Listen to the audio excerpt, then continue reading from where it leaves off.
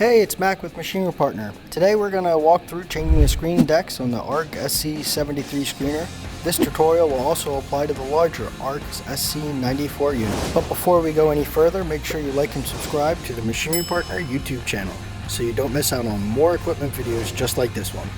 Changing the screen decks on the ARK SC-73 is quick and simple. Today our customer only needs to switch out the bottom deck, but you can follow the same exact steps if you want to change the top deck also. First, start off by loosening the bolts on the deck you want to swap out. Remember to loosen them on both sides of the machine. This releases tension on the bar that is holding the deck in place. The bar can remove just like this.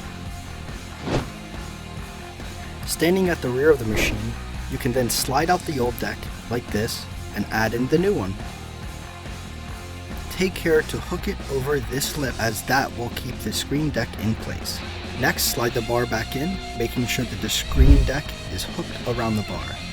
Then all that is left is to tighten the bolts back up on each side evenly to create tension on the bar, and you are ready to start screening again. That's all for now, but if you want to see more videos like this, we have more coming soon. Just make sure to subscribe and click notifications bell, and YouTube will let you know when we post them. See you guys on the next one.